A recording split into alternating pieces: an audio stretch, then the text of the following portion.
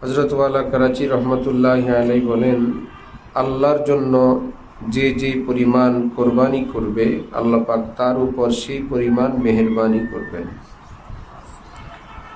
অতঃপর সে অন্তরাত্মায় এক রুহানি স্বাদ আস্বাদন করবে, মজা অনুভব করবে, অর্থাৎ আল্লাহ পাকের নৈকট্যের শরাব আল্লাহ পাক তাকে পান করাবেন।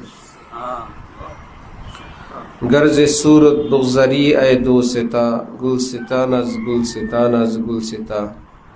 হযরতে জালালউদ্দিন রুমি রহমতুল্লাহ আলাইহি বলেন, হে বন্ধুগণ, এই পৃথিবীর বেপরদেগি থেকে, রূপ লাবণ্য সৌন্দর্যের পূজা থেকে যদি দূরে থাকতে পারো, অন্তরাত্মায় আল্লাহর মহব্বতের ফুল বাগান দেখতে পাবে।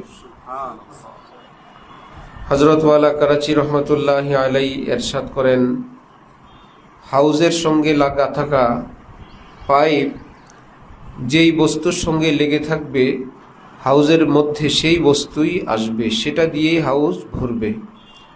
পেশাব পায়খানার সঙ্গে থাকলে হাউজ পেশাব পায়খানা দিয়ে ভরবে, জাফরানের সঙ্গে লাগা থাকলে জাফরান দিয়ে ভরবে। অন্তরাত্মা হলো একটি হাউজ, গুদাম, ট্যাঙ্কির মতো। এর সঙ্গে চোখ, জবান, কান, স্কিন এটা পাইপের মতো। এই পঞ্চ ইন্দ্রিয় যেই কাজে লাগায় রাখবো, সেই ভালো মন্দ বস্তু দ্বারাই অন্তরাত্মা ভরতে থাকবে। যদি আল্লাহ পাকের বন্দিগির সঙ্গে বন্দিগির নূরানি হাউজের সঙ্গে লাগানো থাকে, অন্তরের হাউজে নূর যাবে। নাফরমানির সঙ্গে লাগানো থাকলে নাফরমানির আগুন ভিতরে যাবে। এটা পৃথিবীর যেমন বাস্তবতা, মানুষের জীবনেও একই রকম। এই জন্য একই সঙ্গে একই হাউজে জমজমের পানি থাকবে আর পেশাব পায়খানাও থাকবে, অসম্ভব। একই সঙ্গে একই পাত্রের পানি এক পবিত্র বলবো, অপবিত্র বলবো, এটাও অসম্ভব। যে কোনো একটা বলতে হবে, হয়তো পবিত্র নয়তো অপবিত্র।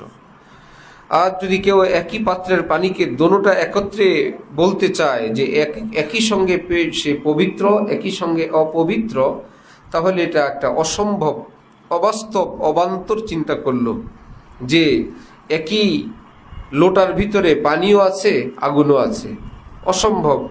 এই জন্য এক বুজুর্গ বলেন, হাম খোদা খাহি ইউ হাম দুনিয়ায় দু।